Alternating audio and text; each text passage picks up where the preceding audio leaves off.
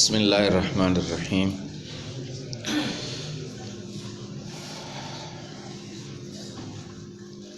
مدرسے میں جو آپ تشریف لائے ہیں سیکھنے کے لیے، تو اگر اس کو ہم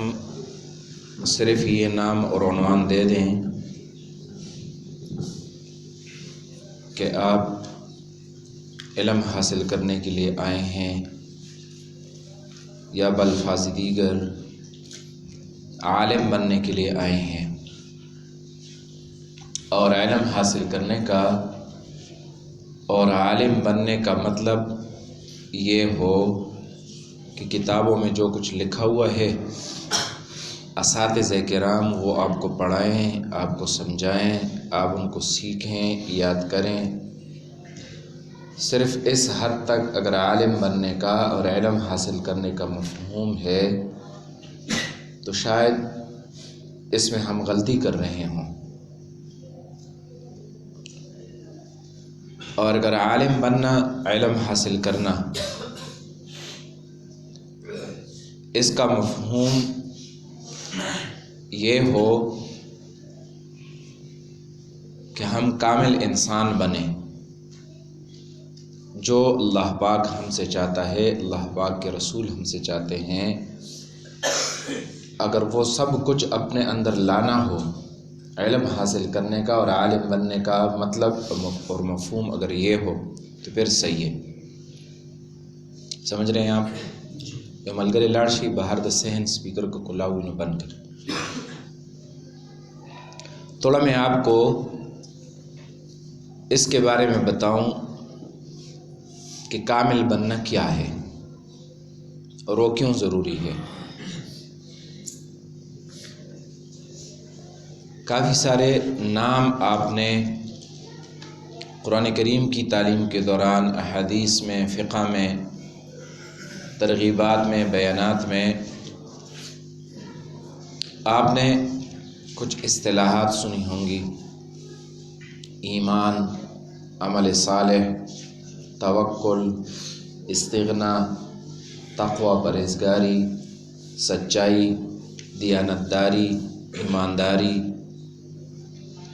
یہ اصطلاحات اور یہ نام جو ہیں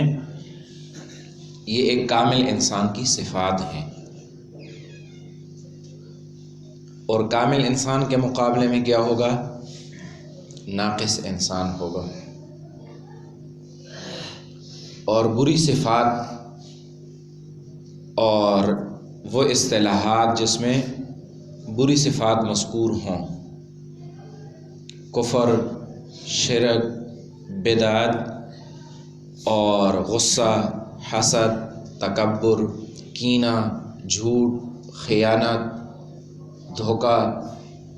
یہ جو بری صفات ہیں تو یہ انسان کے ناقص ہونے کی علامات ہیں۔ تو کامل انسان بننے کے لیے اچھی صفات کو اندر لانا اور بری صفات سے بچنا، یہ دونوں ضروری ہیں۔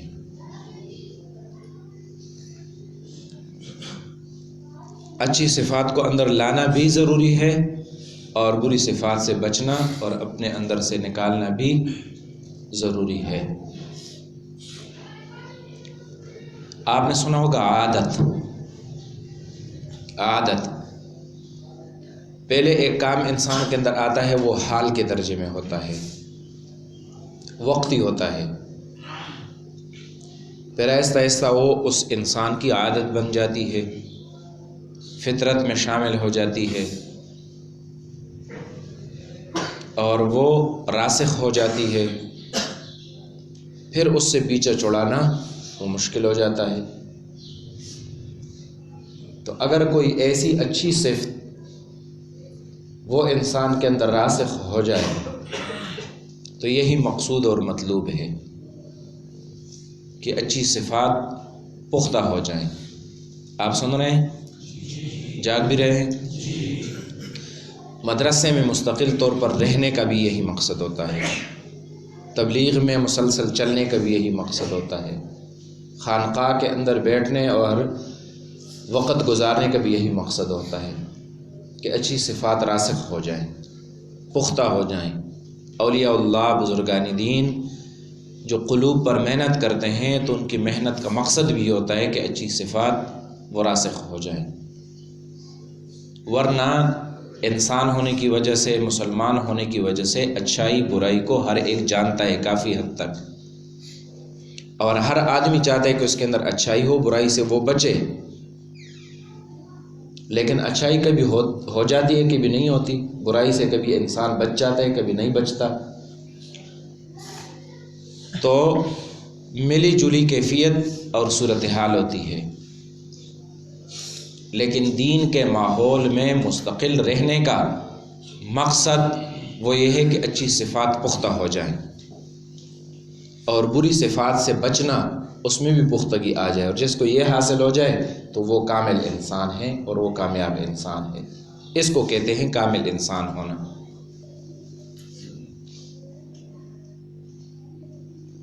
آپ نے دیکھا ہوگا بچپن میں بچوں کو ایک بری عادت ہوتی ہے کہ وہ مٹی کھاتے ہیں۔ بہت سارے بچے ہوتے ہیں وہ مٹی میں کھیلتے ہیں، مٹی میں کھیلنا ان کے لیے اچھا ہوتا ہے، تو کہیں مٹی کا ہاتھ منہ کو لگ گیا تو مٹی کا ذائقہ چکھ لیا تو اس کی عادت ہو جاتی ہے، پھر کھرید کر کہیں سے ان کو مٹی ملتی ہے تو وہ کھاتے ہیں۔ اب وہ ان کے لیے نقصان دہ ہے،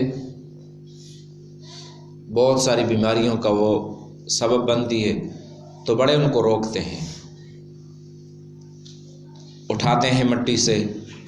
مٹی کے ڈیلے ان کے قریب نہیں چھوڑتے۔ کبھی مار بھی پڑ جاتی ہے ایسے بچوں کو، کبھی جس جگہ سے وہ مٹی کھاتے ہیں ایک خاص جگہ مخصوص کی ہوتی ہے، بچے ادھر جا کر جو ہے وہاں سے مٹی کھاتے ہیں تو ادھر مرچی لگا لیتے ہیں دیوار کے اوپر تاکہ یہ اس طرح نہ کریں، اور یہی کچھ تکلف ان کے ساتھ دودھ چوڑانے میں بھی کرنی پڑتی ہے، مختلف ہیلوں بہانوں سے۔ جب بچے کی عمر پوری ہو جائے تو پھر دودھ چوڑاتے ہیں مائیں۔ تو یہ ایک عرصے کے لیے ہوتا ہے، 3 سال تک، 4-5 سال تک محنت کرنی ہوتی ہے۔ پھر جب بچے اتنے سمجھدار ہو جاتے ہیں کہ اچھی بری چیز کو، گندی اور صاف چیز کو، کھانے اور نہ کھانے کی چیز کو سمجھ لیتے ہیں، پھر ان کو بتانے کی ضرورت نہیں ہوتی کہ مٹی نہ کھاؤ۔ اور اس طرح بچے اگر 5 سال کے ہو جائیں تو پھر ان کو پتہ ہوتا ہے کہ ماں کی چھاتی سے دودھ جو ہے وہ نہیں پیتے، تو پھر ان کو بتانے کی ضرورت نہیں ہوتی، لیکن تھوڑی ان کے ساتھ محنت کرنی ہوتی ہے۔ تو مدرسے کے ماحول میں، خانقاہ کے ماحول میں، تبلیغ کے ماحول میں یہی مقصد ہوتا ہے۔ انسان کا نفس بھی بچے کی طرح ہے، اگر انسان اس کو بری عادت سے روکے، ماحول اس کو ملے، ایک عرصے تک وہ رکا رہے، تو پھر خود وہ اس کی ایسی زندگی شروع ہو جاتی ہے کہ پھر اس کو اچھائی برائی کی تمیز ہو جاتی ہے، اور پھر وہ خود سمجھ لیتا ہے کہ یہ کام کرنے کا، یہ نہیں کرنے کا۔ اور جس چیز سے اساتذہ کرام، اولیاء کرام، بزرگان دین اور صوفیاء کرام اور جن سے بیعت ہو، جن باتوں سے وہ روکتے ہیں، ایک عرصے تک ان کے کہنے پر آدمی رکا رہے، تو پھر آگے خود ایسی عمر شروع ہو جاتی ہے کہ پھر بری صفات سے خود بخود نفرت ہو جانے لگتی ہے، اور اسی طرح اچھے کاموں، نیک کاموں کی مستقل عادت پڑ جاتی ہے۔ پھر برائی کرنے سے تکلیف ہوتی ہے، نیکی نہ کرنے سے تکلیف ہوتی ہے۔ جب یہ صفت پیدا ہو جائے تو ایسے انسان کو پھر کامل انسان کہتے ہیں۔ اور اگر بچپن میں کسی عادت سے نہ روکا جائے، مثلا مٹی کھانے سے بچے کو نہ روکا جائے، تو اس کی داڑھی بھی آ جائے، اس کے بچے بھی ہوں، اس کی داڑھی سفید ہو جائے، تب بھی وہ مٹی کھائے گا، کیونکہ کسی نے اس کو روکا نہیں ہے۔ اور یہی بات باقی بری صفات میں۔ تو اس وجہ سے ایک ماحول ملنا ہوتا ہے۔ باہر معاشرے میں ایک غلط فہمی پائی جاتی ہے، کچھ لوگ ہوتے ہیں دیندار، دنیاوی تعلیم یافتہ لوگ، ڈاکٹر لوگ، پروفیسر لوگ، اچھے لوگ، تو دنیاوی کاموں کے ساتھ، دنیاوی تعلیم کے ساتھ، ملازمت کے ساتھ اور اپنے کاروبار کے ساتھ ان کو شوق چڑھ جاتا ہے کہ ہم دین پڑھیں، تو بہت محنت کے ساتھ وہ قرآن پاک کا ترجمہ، قرآن پاک کی تفسیر، حدیث، فقہ کی بہت ساری کتابیں اور تاریخ اور کئی ساری چیزیں پڑھ لیتے ہیں، اور کافی وسیع ان کا مطالعہ ہوتا ہے۔ کئی سارے ہمارے جاننے والے بھی ایسے ہیں جو وہ درس بھی دیتے ہیں، لیکچر دیتے ہیں، درس دیتے ہیں، مختلف مقامات پر دین کی خدمت کرتے ہیں۔ لیکن آپ نے دیکھا ہوگا کہ علماء اس کو پسند نہیں کرتے، اور پوچھا جاتا ہے یہ عالم ہے کہ نہیں ہے؟ ایسے لوگ کہتے ہیں کہ عالم تم کیسے کہتے ہو؟ جس کو قرآن پڑھانا آ گیا، تفسیر آ گئی، حدیث آ گئی، مسائل وہ بتا سکتے ہیں، تو اور عالم کس کو کہتے ہو؟ یہی عالم ہوتا ہے۔ تو ایسے میں حضرات علماء کرام کہتے ہیں کہ ان کو معلومات تو ہیں، تقویٰ بھی ہو، بہت ساری صفات بھی ہوں، لیکن یہ ماحول میں نہیں رہے۔ ماحول میں نہ رہنے کی کمی وہ ان کے اندر رہ جاتی ہے۔ اور وہ طالب علم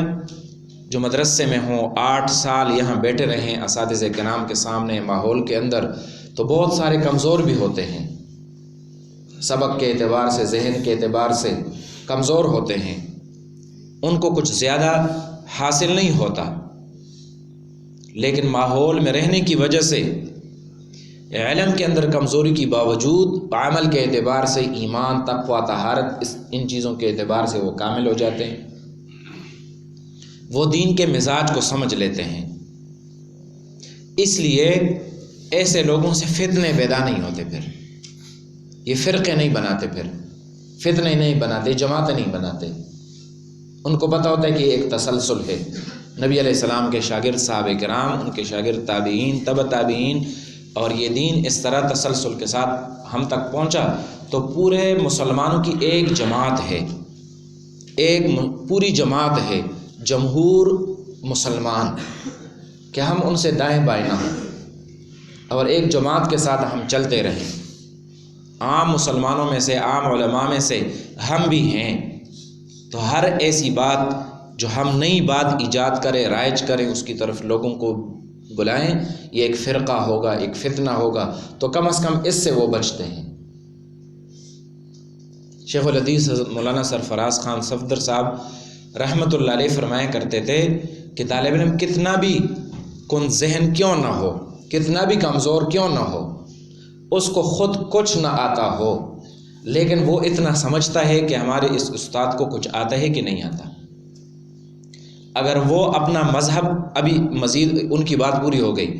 اگر طالب علم اس کو اپنا عقیدہ اور اس کے دلائل معلوم نہ بھی ہوں،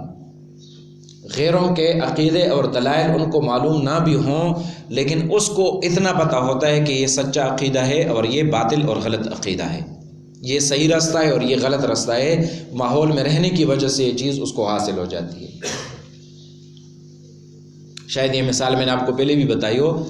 ہمارے ساتھ سادسہ کے سال اور موقوف علیہ مشکات کے سال ہمارے ساتھ ایک ساتھی رہا، اللہ پاک ان کو خوش رکھے، تو ان کے گھر کے ساتھ مسجد تھی، اس مسجد میں ایک جو ہے وہ دوسرے مسلک کا عالم وہ درس دیا کرتا تھا لاؤڈ سپیکر پر، تو یہ گھر میں بیٹھا ہوا تھا، کھانا کھا رہا تھا، نماز سے ہو کر یہ گھر آیا، کھانا کھا رہا تھا اور مولوی صاحب درس دے رہے تھے، تو عذاب قبر اور حیات النبی کے موضوع پر وہ مولانا صاحب بات کر رہے تھے۔ شاید قرآن کریم کے اندر کوئی ایسی آیت آئی ہو جس میں یہ موضوع اس کو مل گیا ہو، تو وہ اس پر بات کر رہے تھے۔ تو اس نے جو باتیں بتائیں، جمہور اہل سنت والجماعت سے ہٹ کر باتیں بتائیں، تو ہمارا جو یہ ساتھی ہے تو یہ جو ہے تھوڑا مزاج کا سادہ بھی تھا، تو وہ روٹی ہاتھ میں پکڑی ہوئی تھی جو کو کھا رہا تھا، اور جوتے پہنے بغیر مسجد میں آیا، جوتوں کی جگہ میں کھڑے ہو کر مولوی صاحب کو کہا کہ مولوی صاحب غلط مسئلہ بتا رہے ہو،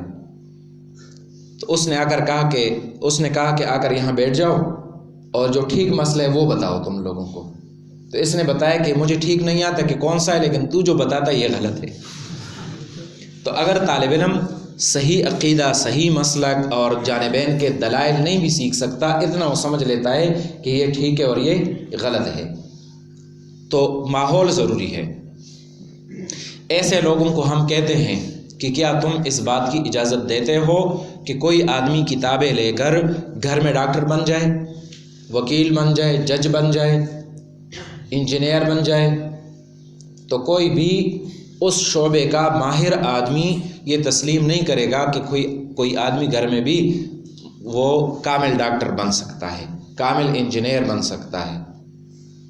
ایسے میں اگر ایک آدمی ڈاکٹر بنتا ہے وہ بھی ناقص ہوتا ہے، اور اگر ایک آدمی انجینئر بنتا ہے وہ بھی ناقص ہوتا ہے، جج اور وکیل بنتا ہے وہ بھی ناقص ہوتا ہے، اگر عالم بنتا ہے تو وہ بھی ناقص ہوتا ہے۔ اور ناقص عالم کو فارسی میں نیم ملا کہتے ہیں۔ کیا کہتے ہیں؟ نیم ملا۔ اور آپ نے سنا ہوگا نیم حکیم خطرہ جان، اور نیم ملا خطرہ ایمان۔ پھر یہ بن جاتا ہے اگر ایک آدمی گھر میں حکیم اور طبیب اور ڈاکٹر بن جائے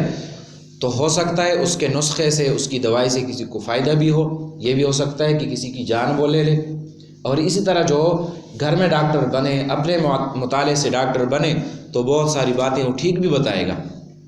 لیکن کسی وقت ایسی بات بھی بتا سکتا ہے جس کے ساتھ کسی کے ایمان کا نقصان ہو،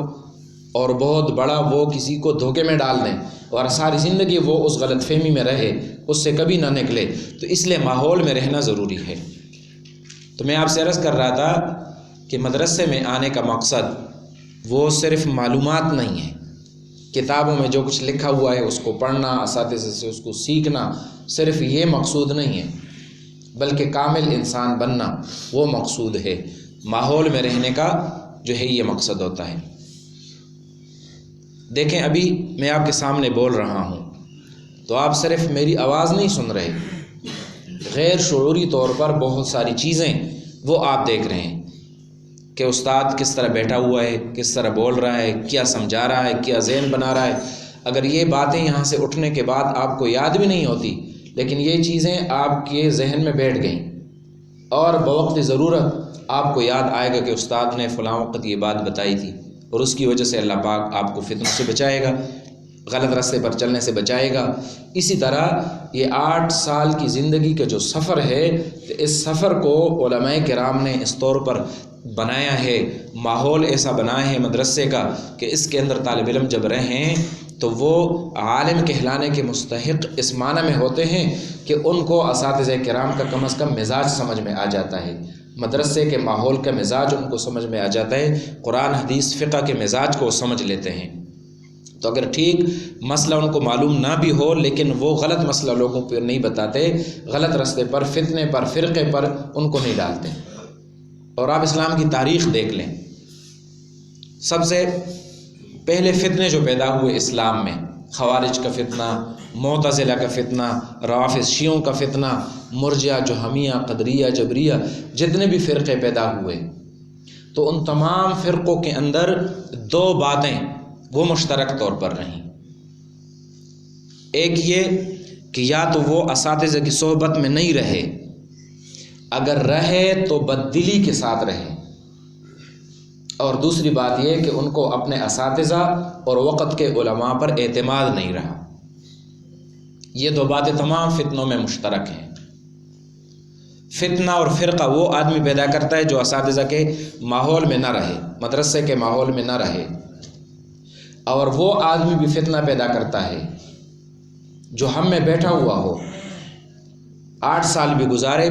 جتنے بھی گزارے وہ مدرسے میں، اساتذہ کے ماحول میں، لیکن اس کا دل اوندھا ہو۔ اوندھا کا مطلب ہے کہ آپ میں سے کوئی آدمی ادھر بیٹھا ہو، اس کے دل میں عقیدت نہ ہو، صرف اس لیے بیٹھا ہے کہ مدرسے میں نے داخلہ لیا ہے اور پڑھنا ہے، وقت گزارنا ہے۔ جو استاد اس کو پڑھا رہا ہے اس استاد کے ساتھ اس کو کوئی عقیدت نہیں ہے، کوئی دلچسپی نہیں ہے، دل میں احترام نہیں ہے، صرف ماحول کی وجہ سے وہ خاموش بیٹھا ہوا ہے، اساتذہ کی باتوں کے ساتھ اس کو اتفاق نہیں ہے، جو کچھ اس کو پڑھایا جا رہا ہے وہ اس کے دل کے اندر اتر نہیں رہا، اس کا بیٹھنا نہ بیٹھنا برابر ہے، تو ایسی صورت میں یہ آدمی ناقص رہ جاتا ہے۔ وہ اپنے آپ کو جو کچھ بھی سمجھتا ہے، استاد غلط ہو وہ ٹھیک ہو کسی بات میں، لیکن تب بھی اس کا نقصان ہوتا ہے، استاد کا فیض اس کو حاصل نہیں ہوتا۔ تو ایسا آدمی پھر بعد میں جا کر وہ فرقہ بناتا ہے، فتنہ بناتا ہے، اور اسی بات کا نتیجہ ہوتا ہے کہ اپنی قابلیت کی وجہ سے، ذہانت کی وجہ سے، مزاج کی تیزی کی وجہ سے، یا کسی بھی وجہ سے وقت کے علماء اور اساتذہ پر اس کو اعتماد نہیں ہوتا، جب ان پر اعتماد نہیں ہوتا تو پھر وہ اپنا راستہ بنائے گا، ضرور وہ ایک علیحدہ فرقہ بنائے گا، تو اس سے فتنے اور فرقے پیدا ہوتے ہیں۔ گزشتہ تاریخ میں آپ دیکھ لیں تو سب تمام باطل فرقوں میں یہ چیز وہ مشترک ہے۔ تو آپ کو بات بتانی تھی کامل اور ناقص انسان کے بارے میں، اور بننے کا وقت یہی طالب علمی کا وقت ہوتا ہے۔ بعض دفعہ مدرسے میں ہوتے ہیں، ہر انسان کے اندر کمی ہوتی ہے، کوتاہی ہوتی ہے، کوئی فرشتہ ہم میں سے نہیں ہے، کوئی پیغمبر نہیں ہے، لیکن ساری زندگی اور خصوصاً طالب علمی کے دوران اس بات کی محنت ہونی چاہیے